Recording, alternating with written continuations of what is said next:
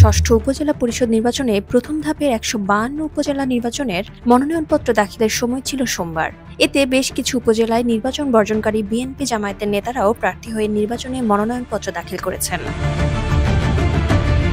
দলীয় সিদ্ধান্ত উপেক্ষা করে কেউ নির্বাচনে গেলে তাকে দল থেকে বহিষ্কার করা হবে এমন হুঁশিয়ারি আগেই ছিল। এই অবস্থায় নির্বাচনে যাওয়ার কৌশল হিসেবে বিএনপি জামায়াতের অনেক প্রার্থী আগেভাগেই দলীয় পদ থেকে অব্যাহতি নেওয়ার চিন্তা করছেন বলে জানা গেছে। অবশ্য কেউ কেউ দলীয় সিদ্ধান্ত পরিবর্তন হতে পারে এমন আশায়ও আছেন। ২০১৪ সালের ৫ই জানুয়ারি সংসদ নির্বাচন বর্জন করলেও ওই বছরের ফেব্রুয়ারিতে অনুষ্ঠিত উপজেলা নির্বাচনে বিএনপির স্থানীয় নেতারা অংশগ্রহণ করেছিলেন। ২০১৮ সালের একাদশ সংসদ নির্বাচনের পর স্থানীয় সরকারের নির্বাচনে প্রথম দিকে অংশ নিলে পরের দিকে সব স্থানীয় নির্বাচন বর্জন করে বিএনপি।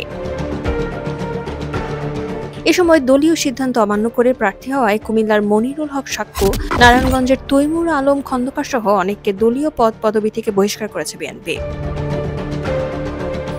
সেই থেকে পরবর্তী সময়ে উপজেলা, পৌরসভা ও ইউনিয়ন পরিষদ নির্বাচন বর্জন করে আসছে দলটি। তবে ধারাবাহিকভাবে দলীয় সিদ্ধান্ত অমান্য করে আসছেন বিএনপির তৃণমূল পর্যায়ের নেতারা। পাশাপাশি দলের বিরুদ্ধে বিদ্রোহের এই গণমিছিলে যোগ দিয়েছে বিএনপির একই মায়ের পেটের আরেক ভাই হিসেবে কুখ্যাত জামায়াতে ইসলামীও। জানা গেছে, বহিষ্কার করা হলে অনেকে আওয়ামী লীগে ভিড়ে যেতে পারেন অথবা নিষ্ক্রিয় হয়ে যেতে পারেন, এই আশঙ্কায় আছেন বিএনপি জামায়াতের হাইকমান্ড। এতে দল দুটি সাংগঠনিকভাবে ক্ষতিগ্রস্ত হবে। এর ফলে কৌশলী হয়ে অনেকেই স্বেচ্ছায় অব্যাহতি নিয়ে প্রার্থী হয়েছেন। কেন্দ্রের সিদ্ধান্ত উপেক্ষা করেই যে প্রায় ৫০ উপজেলা নির্বাচনে বিএনপি জামায়াতের নেতারা প্রার্থী হয়েছেন, এটি বলার অপেক্ষা রাখে না। মুখে মুখে বর্তমান সরকারের অধীনে নির্বাচনের বিরোধিতা করলেও ৭১-এর মানবতা বিরোধী অপরাধ ও যুদ্ধাপরাধের দায়ে অভিযুক্ত জামায়াতে ইসলামের উপজেলা চেয়ারম্যান প্রার্থীদের মধ্যে রয়েছেন।